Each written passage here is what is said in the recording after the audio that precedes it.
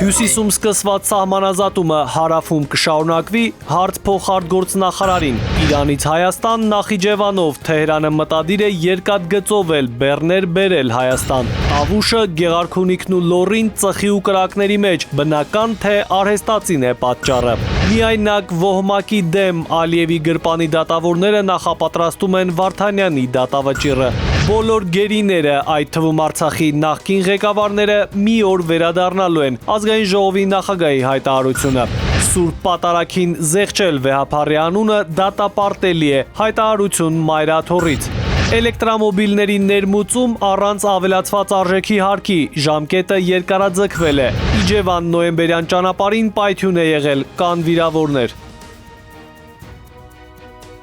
Բարի երեկո, հարգելի հեռուստադիտող, օրվա գլխավոր ժամն է, կարևորի մասին տաղավարում Հայկ Նավասարդյանն է աշխատում։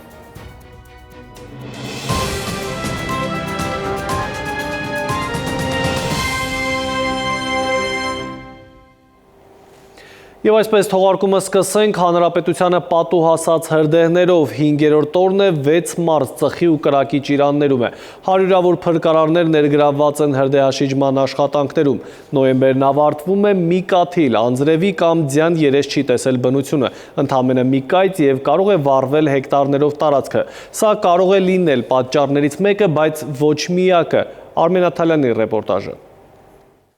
Տարվա այս եղանակին արտակարգ իրավիճակների մասին տեսանյութերում գրեթե միշտ խոսում էինք վաղ ձյան, անանցանելի ճանապարհների եւ մեծաքանակ վթարների մասին։ Այս տարի սակայն անսպասելիորեն թեման լրիվ այլ է։ Հրդեհներ, միանգամից մի քանի մազերում, Գեղարքունիք, Լոռի, Տավուշ։ Տեղն ու տեղը հաց է առաջ գալիս։ Եթե չկա բարձր ջերմային ֆոն, ինչպես կարող է կրակն այդքան արագ տարածվել։ Պարզվում է, ջերմային ֆոնը պայման է հրդեհի առաջացման համար, բայց տարածման համար ոչ։ Եթե արդեն իսկ կա հրդեհ, այստեղ հրդեհի տարածման էական երկու պատճառ կա՝ քամի ու խոտազանգվածի չորություն։ Այլ հարց է, թե ինչպես է ի հայտ եկել հրդեհը։ Տեղեկություն էր տարածվել, որ սա արդեն ավանդական դարձած ցանկատարածքների նախաձմեռային հրդեհման հետևանք է։ Վնասակար այս երևույթի հետևանքների մասին շատ է խոսվում, բայց այն դեռ բավականին արմատացած է ֆերմերների շրջանում։ Այդ խոտը ձմռանը դառնալու է պարտանյութ հողի համար։ Հրդեհելով հողի երեսի ամենաօգտակար շերտը, ամբողջ կենդանի օրգանիզմները, ամեն ինչը վերացնում են։ Այդ դեպքում լեռնոտ հատվածներում ինչպես են տարածվում հրդեհները, ցանկատարածքներից հեռու։ Այստեղ էլ խնդիրի հին պապական մեթոդներով իբր անասունների կերի առատ աճին նպաստելու փորձերն են հավանաբար։ Գործնականում նույնքան անարդյունավետ եւ անտրամաբանական մեթոդ։ Նաև այս ամեն ինչը անում են, որպեսզի այդ արոտավայրը եկող տարի իբրև ավելի լավ դուրս գա, ավելի շատ խոտ ծլի։ Մարդիկ պետք է հասկանան, որ այդպես եկող տարվա արոտը ավելի լավը չի լինելու։ Կա եւս մեկ շրջանառվող կարծիք, որ սա կարող է դիվերսիա լինել թշնամու կողմից։ Չափազանց կասկածելի է միևնույն պահին երկրի տարբեր հատվածներում դժվար կառավարելի հրդեհների ի հայտ գալը, առավել եւս երբ խոսքը գնում է օրինակ Տավուշի մասին։ Մյուս կողմից թիրախը կարող է լինել նաեւ պարզագույն բիզնես շահը։ Առանց խախտելու ինչ-որ մարդկանց կամ խմբի անմեղության կանխավարկածը, ինչ է լինելու հրդեհից հետո օրինակ։ Ծառերը դառնում են ոչ կենսունակ։ Այո։ Իսկ ումա պետք որ ծառերը դառնան ոչ կենսունակ, մարդկանց որ այդ ծառերը մաքրելու են անտառներից, այսինքն դեմն էլ ձմեռա, վառելափայտի վաճառք կա։ Բոլոր այս կասկածները պետք է փարատեն իրավապահները, որոնք պիտի որ բացահայտեն հրդեհների պատճառները։ Ներքին գործերի նախարարության մամուլի խոսնակը մեզ այդպես էլ չարձագանքեց։ Հենց նախարարությունն է այս պահին համակարգում հրդեհաշիջման աշխատանքները, քանի որ փրկարար ծառայությունը նախարարության կազմում է։ Պաշտոնական տեղեկության համաձայն այս պահին հարյուրավոր փրկարարներ եւ կամավորներ են պայքարում կրակի տարածման դեմ։ Հիմա ուղղաթիռներ են կիրառում, որոնք որ ավելի փոքր հնարավորություններ ունեն, փոքր ծավալություն են տեղափոխում եւ կարծում եմ խնդիր է դա։ Ավելի լավ է ինքնաթիռ ներգրավեն, հուսով եմ որ կփորձեն հարևան երկրներից դա իրականացնել, որ գոնե հիմա լոկալացնեն այդ հրդեհները։ Հաշվի առնելով նախկինում ունեցած փորձը, խոսքը մասնավորապես տարիներ առաջ Խոսրովի արգելոցի հրդեհի մասին է։ Պատկան կառույցները պետք է որ ունենային քայլերի հաջորդականության պլաններ նման արտակարգ իրավիճակներում կիրառելու համար։ Հարևան պետությունները մասնապես Թուրքիայի խոշոր ծավալ հրդեհներից հետո կամ Վրաստանում ինչ են անում այդ առումով ներկա եւ ապագա ավելի լուրջ մարտահրավերների դիմակայելու լուրջ գործընթացներ են ուրեմն կատալիզում, իսկ Հայաստանում մենք նույն, այսպես ասած, տաշտակի մոտ ենք։ Մասնագետները վստահ են, որ նման իրավիճակներից խուսափելու միակ միջոցը մարզերի բնակիչների, հատկապես ֆերմերների հետ լուրջ աշխատանքն է։ Առանց նրանց աջակցության այս խնդիրը կրկնվելու է ամեն տարի։ Արմեն Աթալյան, ժամլրատվական։ Եվ վերջին տեղեկությունները հաղորդենք, հրդեհաշիջման աշխատանքներ կատարելիս ծառայողական ավտոմեքենա է վթարի ենթարկվել, փրկարար է զոհվել։ Ներքին գործերի նախարարությունից հայտնում են, որ Լոռու մարզի փրկարական վարչության Վանաձորի թիվ 2 հրշեջ փրկարական ջոկատի 4 ծառայող տուժել է վթարից։ Մինչև շարունակվում են հրդեհաշիջման աշխատանքները, առողջապահության նախարարությունից հայտնում են, որ նրանցից 3-ի առողջական վիճակը գնահատվում է միջին ծանրության, մեկինը բավարար։ Շրջակա միջավայրի նախարարությունն էլ հաղորդում է, որ հանրապետության տարբեր տարածքներում այս պահին էլ հրդեհաշիջման աշխատանքներ են ընթանում։ Այլ թեմաներ դեռ նախորդ տարի Հայաստանի հյուսիսում սկսված սահմանազատումը հարավում կշարունակվի, հարցը լրագրողներն ուղղել են փոխարտգործնախարարին փորձել պարզել, արդյոք Թրամփի ուղում կարող է թուրքական ընկերություններ գրավել։ Մնացականյանը պատասխանել է, որ ընկերությունների ընտրությունը պետք է համապատասխանի երկու կողմի շահերին։ Հայաստան-Ադրբեջան խաղաղության համաձայնագրի ստորագրման բանակցությունները շարունակվում են, սակայն դրա համար հստակ ժամկետներ Հայաստանի արտաքին գերատեսչությունից դեռ չեն հայտնում, տեղեկություն չկա։ Գործընթացը նորմալ շարունակվում է եւ մենք մեծ հույս ունենք, որ համաձայնագիրը ապագայում կստորագրվի, այդ առումով կան նաեւ անընդհատ կոնտակտներ։ Փոխվարչապետ Գրիգորյանն էր ազգային ժողովում հայտնել, թե արտահերթ սահմանազատման գործընթաց պետք է սկսեն հարավում։ Սահմանազատման գործընթացը Սյունիքում շարունակվում է, փոխնախարար Սաֆարյանը այս հարցին էլ հստակ պատասխան չտվեց։ Ասաց զարգացումներ լինեն, անպայման կտեղեկացնեն։ Նրա ձևակերպմամբ Թրամփի ուղու ստեղծման ու սպասարկման ուղղությամբ էլ ակտիվ քննարկումներ են ընթանում Հայաստանի եւ ԱՄՆ-ի միջև։ Որևէ թուրքական կազմակերպություն կարող է ներգրաված լինել գործընթացում։ Երկու կողմերն են որոշելու փոխարտգործնախարարի պատասխանն է։ Բնականաբար երկու կողմերի շահերին պետք է համապատասխանի այդ ընկերությունների ընտրությունը եւ առաջին հերթին պետք է ստեղծվի համատեղ ընկերությունը առաջին փուլում։ Հիմա քննարկումները հենց դրա մասին են ընթանում, հայ-ամերիկյան համատեղ ընկերության։ Նոյեմբերի 27-ին Ղրղզստանում նախատեսված գագաթնաժողովին Հայաստանը կրկին չի մասնակցի։ Միաժամանակ սակայն համաձայնություն է տվել այնտեղ քննարկվող եւ ընդունվող փաստաթղթերին։ Այս փուլում մեր քաղաքականությունն այդպեսին է։ Հայաստանը վարում է իր արտաքին քաղաքականությունը շահերի հիման վրա, ըստ իրավիճակի, ըստ ձևավորվող իրավիճակի եւ հայտարարվել է Հայաստանի եւ դիվերսիֆիկացման քաղաքականության մասին եւ բալանսավորման եւ բալանսավորելու քաղաքականության մասին։ Հապկից դուրս գալու հարց Հայաստանի արտաքին գործերի նախարարության օրակարգում կա, փոխնախարար Սաֆարյանը բացասական պատասխան տվեց։ Նաիրի Մուրադյան, ժամը լրատվական։ Իրանը դիտարկում է երկաթուղով Հայաստան ապրանքներ տեղափոխելու հնարավորությունը, որը կանցնի Նախիջևանով, հայտարարել է Իրանի երկաթուղիների ղեկավար Ջաբար Ալի Զաքերին։ Նրա խոսքով բանակցություններ են վարել Հայաստանի երկաթուղիների օպերատոր Հարավկովկասյան երկաթուղիներ ընկերության ներկայացուցիչների հետ ԱՊՀ երկաթուղային տրանսպորտի խորհրդի 83-րդ նիստի շրջանակում։ Բանակցությունները վերաբերել են Նախիջևանով Իրանից Հայաստան որոշ բեռների մատակարարմանը։ Սա հնարավորություն կտա ապագայում Նախիջևանում երկաթուղի գործարկել։ Մենք հանձնառու ենք այս նախագիծը հնարավորինս շուտ իրականացնել, նշել է Զաքերին։ Հայաստանի ազգային ֆիլհարմոնիկ նվագախումբը 100 տարեկան է, հոբելյանական տարվա առթիվ բարերար Կարեն Վարդանյանը նվագախմբին նվիրել է գերմանական, շվեյցարական, ֆրանսիական ու անգլիական հայտնի ընկերությունների արտադրած 17 հատ երաժշտական նոր գործիք։ Սա հնարավորություն կտա մի քանի տասնամյա պատմություն ունեցող հնամաշ գործիքները փոխարինել նորերով եւ բարձրորակ երաժշտական գործիքների շնորհիվ ստանալ պրոֆեսիոնալ հնչողություն։ Եվրոպական վերջին սերնդի արտադրության 17 երաժշտական գործիքի ձեռքբերման համար բարերար Կարեն Վարդանյանը տրամադրել է 129 միլիոն դրամ։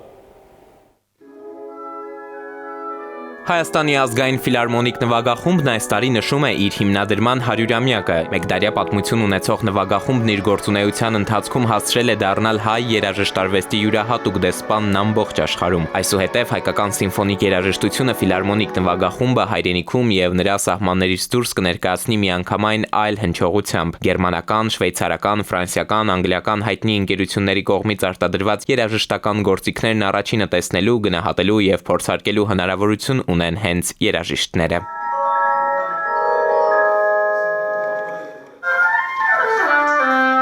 Նվագախմբի Տուբահարը նման գործիք ունենալու մասին երազել է 20 տարուց ավելի։ Վերջապես երաժիշտը երազանքը ձեռքում բռնելու հնարավորություն ունի։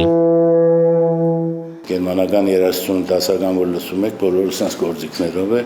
Հետո մետաղի տարբերություն կա, հետո մատերի աշխատանք կա, որը ավելի արագացնում է տեխնիկապես աշխատանքը։ Ֆլեյտահարը նոր ոսկյա գործիքը զգուշությամբ է հանում պատյանից։ Երաժիշտը խոստովանում է նման գործիքի մասին անգամ չի էլ երազել։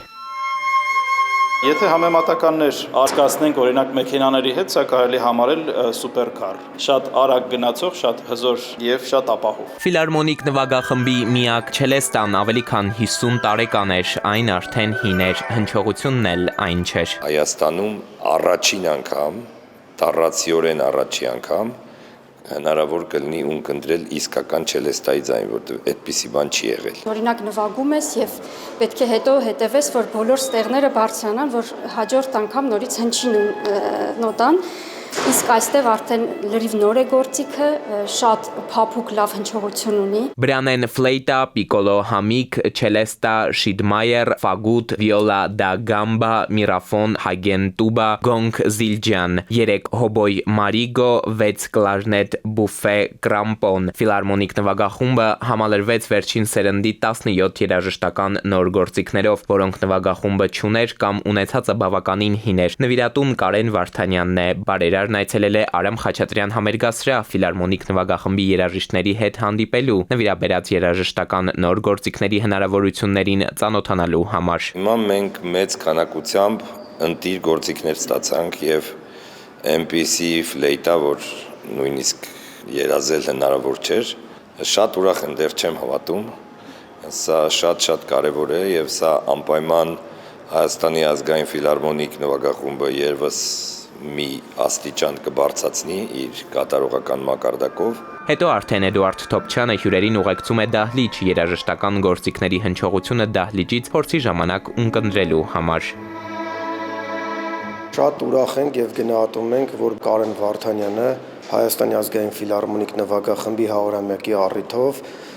մեզ անակնկալ եւ անսպասելի նման արժեքավոր նվեր մատուցեց։ Երաժիշտները փաստում են, սա նվագախմբի 100-ամյակի ամենամեծ նվերն է։ Այն կնպաստի, որ հայ երաժիշտները աշխարհահռչակ ֆիլարմոնիկ նվագախմբերի կողքին լավագույն եվրոպական բեմերի վրա կանգնեն ոչ միայն իրենց կատարողական վարպետությամբ, այլև բարձրորակ երաժշտական գործիքների պրոֆեսիոնալ հնչողությամբ։ Եվրոպական արտադրության 17 երաժշտական գործիքի ձեռքբերման համար բարերար Կարեն Վարդանյանը տրամադրել է 129 միլիոն դրամ։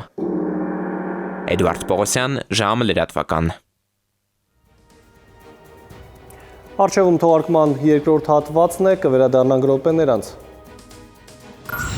Միայնակ ոհմակի դեմ Ալիևի գրպանի դատավորները նախապատրաստում են Վարդանյանի դատավճիռը։ Բոլոր գերիները, այդ թվում Արցախի նախկին ղեկավարները մի օր վերադառնալու են։ Ազգային ժողովի նախագահի հայտարարությունը։ Սուրբ Պատարագին զեղչել վեհափառի անունը դատապարտելի է, հայտարարություն Մայրաթորից։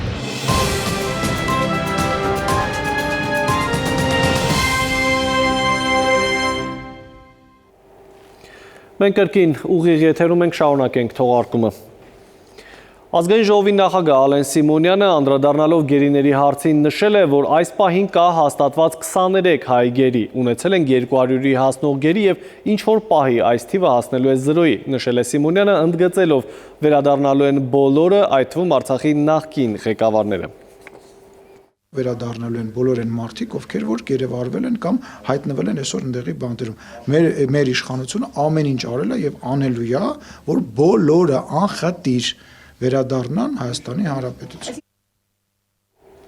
Մինչդեռ Բաքվում Արցախի նախկին պետնախարարի նկատմամբ գործը վաղուց կարված, նախապատրաստված է եւ մնում է հրապարակեն մեղադրական ճառը, ասում է իրավապաշտպանը։ Միայնակ ընդդեմ ոհմակի, այսպես կարելի է բնութագրել այն գործընթացը, որով անցնում է Ռուբեն Վարդանյանը։ Առանց փաստաբանի կեղծ վկաների ցուցմունքների պարագայում Վարդանյանը միայնակ հերքում է Ալիևի գրպանի, դատավորների շինծու մեղադրանքներին ներկայացնում իրականությունը։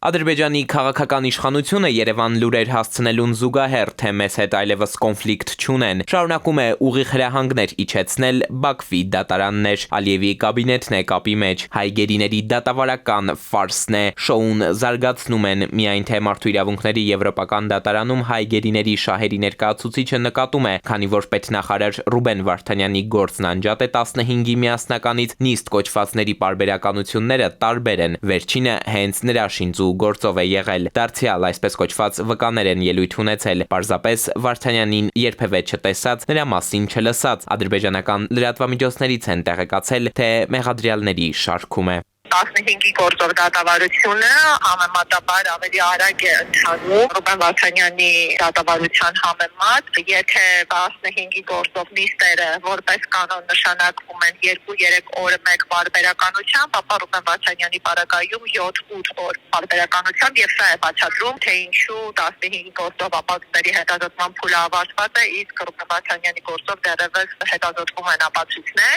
Ռուբեն Վարդանյանի գործով հաջորդ նիստը ճիշտ նույն հաշվարկով է, նշանակել են դեկտեմբերի 1-ին, ընդհանուր առմամբ շուրջ 8 ամսվա ընթացքում հազիվ 5-րդ տասնյակի շեմն են հատում, մինչդեռ 15-ի միասնական գործով անցնող ամիսներին արդեն 100-ից ավելի նիստեր են եղել։ Ընդ որում այստեղ իրավապաշտպանն ուշադրություն է հրավիրում նաև մեկ այլ ժամանակագրության վրա, երբ 15-ի գործով ապացույցների հետազոտման փուլն ավարտեցին, ճառերին անցան միայն 3 օր անց, մինչդեռ դրան նախորդած 2 օրերը աշխատանքային չէին։ Նրա համոզմամբ լրացուցիչ ապացույց է, որ ինչպես ապագա դատավճիռները, այնպես էլ մեղադրական ճառերը նախապես գրել, պատրաստել էին։ Իմ գնահատմամբ այդ տարբերությունը մեծ չի լինելու եւ կարճ ժամանակ անց Ռուբեն Վարդանյանի գործով եւս անցում է կատարվելու ճառերի ներկայացմանը, որտից ակներև է, որ առանձնապես այլ նոր ապացույցներ չկան եւ վաղ թե ուշ մեղադրական կողմը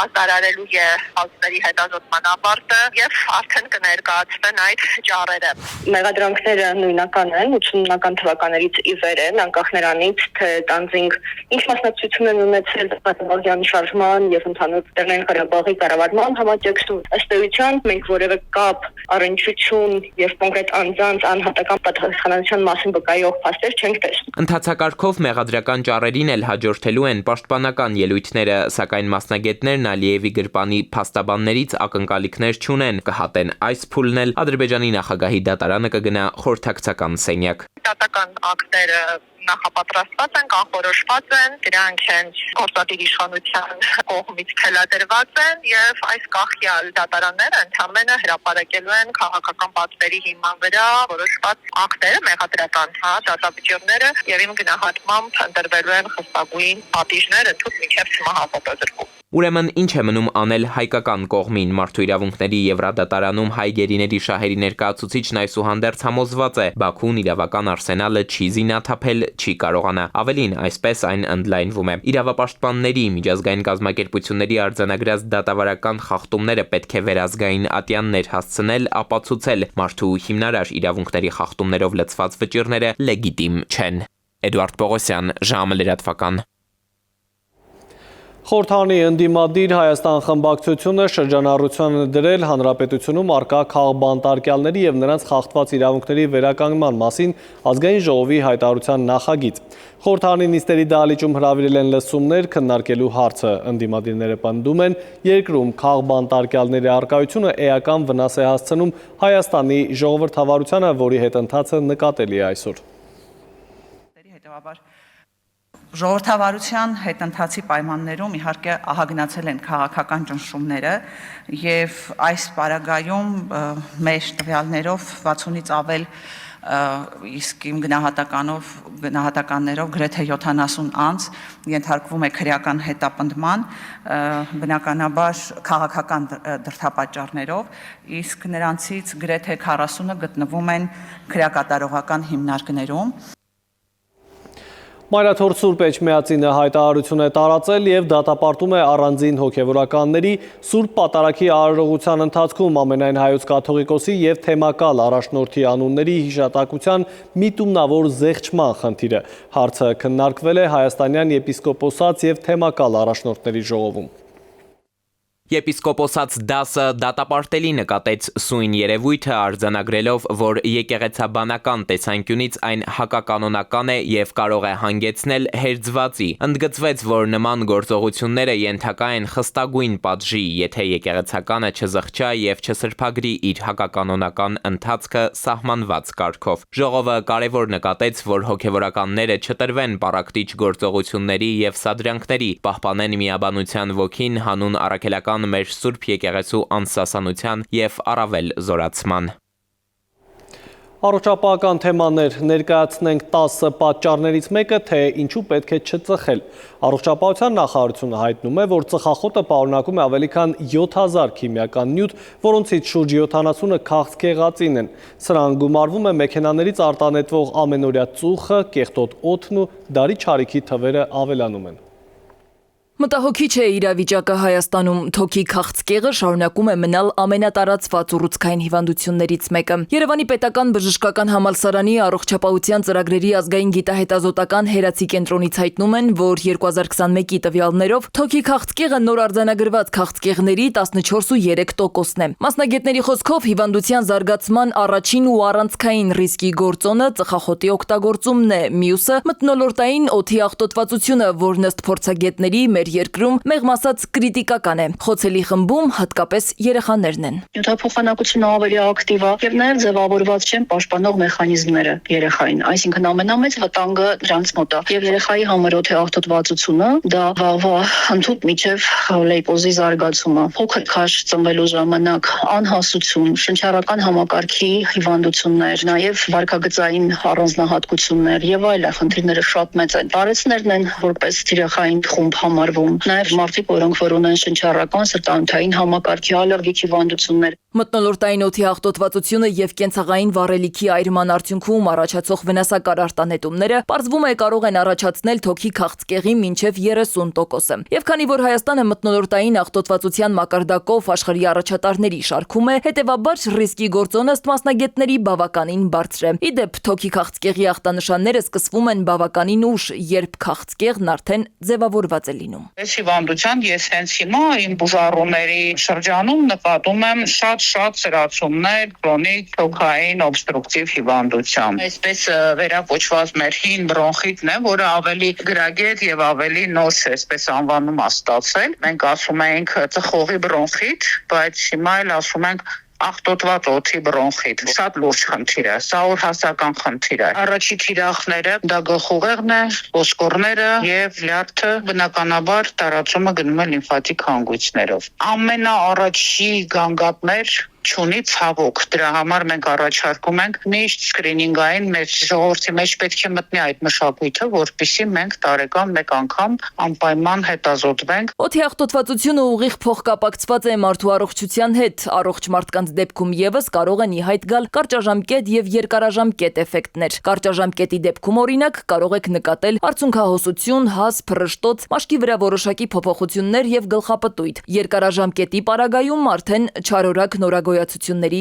ձևավորում։ Առողջապահության համաշխարհային կազմակերպությունը ցույցում է, որ հավելյալ մահվան դեպքերը ինֆարկտներից եւ ինսուլտներից պայմանավորված օդի աղտոտվածության դա քառորդ դեպքերն են, 1/3-ը թոքի քաղցկեղի պայմանավորված այս խնդրով մահվան դեպքերի եւ 43%-ը շնչառական համակարգի հիվանդությունների։ Այսինքն սա բավական լուրջ է եւ ժամանակն է, որ քաղաքային իշխանությունը ի վերջո պատասխանատվություն կրի։ Շատ լուրջ մարտահրավերների առաջ են կանգնացել մեր բնակչությանը եւ հիմա ժամանակն է, որ վերագետ քայլեր արվեն։ Մենք հիմա էքսպերիմենտի ժամանակ չունենք։ Ոլորտի լավագույն փորձագետները պետք է հավաքվեն, մշակեն ռազմավարություն։ Մասնագետները հորդորում են վերահսկել բնակարանի օդի որակը, ապրել առողջ կենսակերպով եւ պարբերաբար անցնել կանխարգելիչ հետազոտություններ։ Իսկ թե ինչ հնարավոր հետևանքներ կթողնի մեր հասարակության վրա օդի այս անթույլատրելի աղտոտվածությունը, մասնագետները տարակուսում են հորդորում րոպե առաջ անցնել գործնական քայլերի։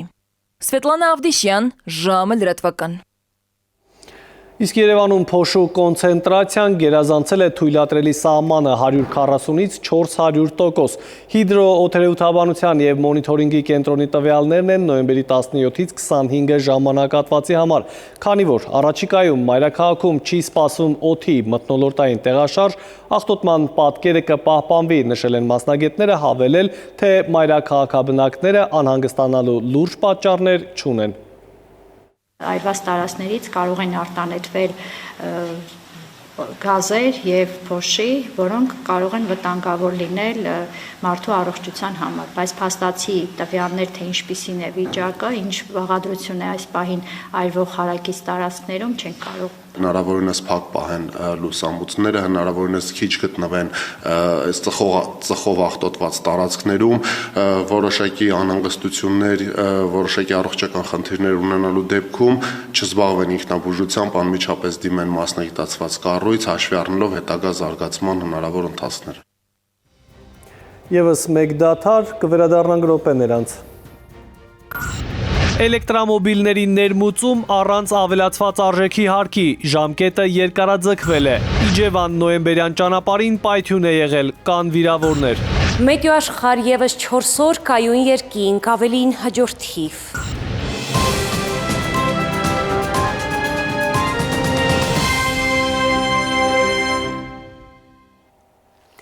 Մենք վերադարձանք, դուք դիտում եք ժամի գլխավոր թողարկումը։ Էլեկտրական ավտոմեքենաների ներմուծման համար ավելացված արժեքի հարկից ազատման արտոնության ժամկետը կերկարաձգվի մինչև 2026-ի դեկտեմբերի 31-ը, սակայն արտոնությունը կկիրառվի միայն 2024 թվականի եւ ավելի բարձր տարեթվերի արտադրության էլեկտրական շարժիչով ավտոմեքենաների ներմուծման համար։ Ազգային ժողովի տնտեսական հանձնաժողովը հավանություն է տվել եւս մեկ նախագծի, ըստ որի քաղաքացիները պետական գրանցմանը վերաբերող պայմանագրերը կարող են կնքել նաեւ էլեկտրոնային տարբերակով։ Օրինակ, անձը գտնվելով Հայաստանի սահմանից դուրս կարող է գույք ձեռք բերել եւ օտարելու գործընթաց իրականացնել առանց նոտարի վավերացման։ Պատգամավորները այստեղ ռիսկեր են տեսնում։ Հենց հիմա բանկերից բոլորս գիտենք, բանկերից on-line կարգով վարկեր են ստացել քաղաքացիների անունով եւ հիմա այդ քաղաքացիները պարտավորության տակ են։ Այդ անվտանգային քայլերի առաջին փուլը համակարգ մուտք գործելն է։ Ես եմ ազգային նույնականացման համակարգի միջոցով, որը այսօր բազմաթիվ գործարքների համար հիմք է հանդիսանում անձին հստակ նույնականացնելու համար։ Իսկ ոստիկանության անունից կեղծ հաղորդագրություններ են ուղարկում կիբերհանցագործները, ներքին գործերի նախարարությունն է փոխանցում։ Նամակները ուղարկում են տարբեր անհատների եւ ընկերությունների էլեկտրոնային փոստերին նպատակ ունենալով խաբեությամբ գումար հափշտակել։ Իրավապահները զգուշացնում են կեղծիքի մասին, միաժամանակ ընդգծում ոստիկանությունը երբեք ձերբակալությունների կամ քրեադատավարական այլ միջոցների վերաբերյալ էլեկտրոնային փոստով չի ծանուցում։ Մեդիա փորձագետները հորդորում են անտեսել նամակները չտրվել սադրանքներին ու խայծը կուլ չտալ։ Էլեկտրոնային փոստով մենակ ճանապարհային ոստիկանությունն է ուղարկում այդ բանկների մասին եւ այնտեղ կոնկրետ հղում է, որը տանում է հենց ճանապարհային ոստիկանության կայ վճարելու համար։ Մնացած բոլոր նմանատիպ դեպքերում ինֆորմատիվ վրա քրեական գործ հարուցված եւ այլն, դա էլեկտրոնային փոստով չի արվում։ Սովորաբար մարդուն առաջարկում են տուգանք վճարել քրեական պատասխանատվությունից խուսափելու համար, որ այդտեղ արդեն գնում է գումարի փոխանցում, պլյուս նաեւ բանկային քարտի տվյալներն են վրայից վերցնում։ Կիբերանվտանգությունը դարի մարտահրավերն է, որին պետք է պատրաստ լինել, որ դիմակայել։ Այսպես մեր երկրի թվային անվտանգության համար Յուքոմը գործընկեր կառույցների հետ ձեռնարկել է արհեստական բանականության մրցավազք թեմայով քննարկումներ տեսական ու գործնական պարապմունքներով։ Յուքոմի գլխավոր տնօրեն Ռալֆ Իրիկյանը վկայականներ հանձնեց կիբերանվտանգության 5-րդ ինտենսիվ դասընթացի մասնակիցներին։ Այն կազմակերպել էին Հայաստանյան խաղաղության նախաձեռնությունը եւ Հայաստանում ֆրանսիական համալսարանը, իսկ Յուքոմը հանդես է եկել որպես տեխնոլոգիական գործընկեր թվային անվտանգության գիտելիքների զարգացմանը նպաստելու նպատակով։ 92 ժամ տևողությամբ ինտենսիվ դասընթացը նպատակ ունի անհրաժեշտ գիտելիքներ ու հմտություններ փոխանցել մասնագետներին կիբերսպառնալիքները կանխատեսելու, նույնականացնելու եւ արդյունավետորեն հակազդելու համար։ Ինչքան մենք կարողանանք պատրաստենք մասնակիցներ, ինչքան օգնած կլինենք, որ իրազեկված լինեն այս մասնակիցները եւ իրենց միջավայրն էլ իրազեկված լինեն, ինչքան կարողանանք դեմը առնել ցանկացած ամդանկային խնդիրի։ Ուսուցումը վարել են ճանաչված փորձագետներ Ռենի Սեն-Մալոյի տեխնոլոգիական համալսարանի կիբերանվտանգության դասախոս Սեբաստիան Բարգիչյանը եւ Օրանժ ընկերության անպային ճարտարապետ Նիկոլա Ռենարը։ Կիբերանվտանգությունն այսօր կարևոր տեղ է զբաղեցնում Հայաստանի ֆրանսիական համալսարանում առաջարկվող կրթական ծրագրերում։ Այս դասընթացի կազմակերպումը լիովին համահունչ է մեր ռազմավարական նպատակներին, նորարարության խթանման եւ ժամանակակից թվային մարտահրավերներին առերեսվելու ուղղությամբ։ Դասընթացը շատ ներածական էր եւ պարունակում էր կիբերանվտանգության համար անհրաժեշտ բոլոր թեմաները։ Վկայականների հանձնման օրը կազմակերպվել էր նաեւ պանելային քննարկում արհեստական բանականության մրցավազք, ինչպես տվյալագիտության միջոցով կանխել ինքնավար սպառնալիքները թեմայով։ Քնարիկ Պետրոսյան, Զոհրաբ Քարամյան, ժամը լրատվական։ Կաշառք տալու և ստանալուն օժանդակելու համար կալանավորվածներ կան, այդ թվում Հայաստանի ֆիզիկական կուլտուրայի և սպորտի պետական ինստիտուտի ամբիոններից մեկի վարիչը։ Քննչական կոմիտեից հայտնում են, որ կալանքը որպես խափանման միջոց կիրառելու միջնորդություններ են ներկայացրել դատարան, որոնք բավարարվել են։ Այս և օրվա այլ թեմաները հաջորդիվ տեսաշարում։ Պաշտոնաթող նախագահներ, եթե իսկապես ուզում եք, որ Նիկոլ Փաշինյանը պարտվի, չպիտի մասնակցեք 2026 թվականի ընտրությանը, հայտարարել է Միասնության թևեր քաղաքական նախաձեռնության ղեկավար Արման Թաթոյանը։ Նա հավելել է, թե մեր ժողովուրդը հստակ ասել է, որ նախկին նախագահները իշխանության գալ չեն կարող եւ որ նրանք սնուցում են ներկա իշխանությանը։ Հայաստանի ֆիզիկական կուլտուրայի և սպորտի պետական ինստիտուտի ամբիոններից մեկի վարիչը և ևս 2 հոգի կալանավորվել են հակակոռուպցիոն կոմիտեում քննվող քրեական վարույթի շրջանակում։ Կոմիտեից հայտնում են, որ ամբիոնի վարիչը ձերբակալվել է կաշառք ստանալու, մյուս 2-ը կաշառք ստանալուն օժանդակելու և կաշառք տալու մեղադրանքներով։ Նրանց նկատմամբ կալանքը որպես խափանման միջոց կիրառելու միջնորդություններ են ներկայացվել դատարան, որոնք բավարարվել են։ Հայաստանը շարունակում է ամրապնդել իր դիրքերը միջազգային զբոսաշրջային քարտեզի վրա։ 2025 թվականի 3-րդ եռամսյակում արտասահմանյան օգտատերերի հետաքրքրությունը դեպի Հայաստան ուղղությունների նկատմամբ աճել է 30%, նախորդ տարվա նույն ժամանակահատվածի համեմատ։ Վիճակագրությունը ցույց է տալիս, որ մեր երկիրը ԱՊՀ բնակիչների համար նախընտրելի զբոսաշրջային ուղղությունների ցանկում զբաղեցնում է պատվավոր 5-րդ հորիզոնականը։ Դեպի Հայաստան կատարվող որոնումների ճնշող մեծամասնությունը 77%-ը բաժին է ընկնում Ռուսաստանին, իսկ ընդհանուր առմամբ յուրաքանչյուր 5-րդ հարցումը գալիս է ԱՊՀ երկրներից։ Ըստ զբոսաշրջության կոմիտեի նախագահի, Հայաստանը ռուսաստանցի ճանապարհորդների համար ամենագրավիչ ուղղություններից մեկն է, շնորհիվ հյուրընկալության, հարուստ մշակույթի և տարածքային մոտիկության։ Հայաստանում առավել շատ հետաքրքրված են կանայք 66%, քան տղամարդիկ 34%։ Երևան նոյեմբերյան ավտոճանապարհի Կրիվոյի կոչվող տարածքի մի հատվածում պայթյուն է տեղի ունեցել եւ կան վիրավորներ, ինչպես դեպքի վայրից փոխանցում է ֆոտոլրագրող Գագիկ Շամշյանը, պայթյունի վայրում իրավապահները հայտնաբերել են տարբեր հատվածներում այլնման հետքեր եւ ծխացող օջախ։ Թե ինչ է պայթել եւ ինչ հանգամանքներում, պարզվում է, ինչպես նաեւ այդ տարածքի սեփականատիրոջ եւ վիրավորի ինքնությունը։ Քնարիկ Պետրոսյան, ժամը լրատվական։ Եվ եղանակային կանխատեսումներ, ինչպես միշտ Լիլի Հովերի մատուցմամբ։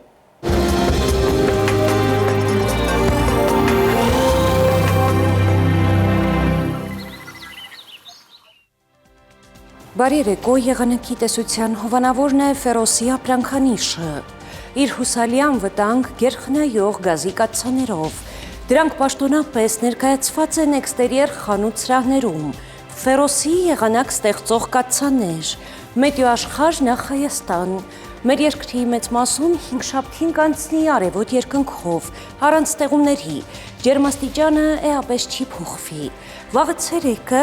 Շիրակում, Կոտայքում, Գեղարքունիքում, Արագածոտնի և Վայոց ձորի լեռնային գոտիներում կդիտվի 9-ից 13 աստիճան։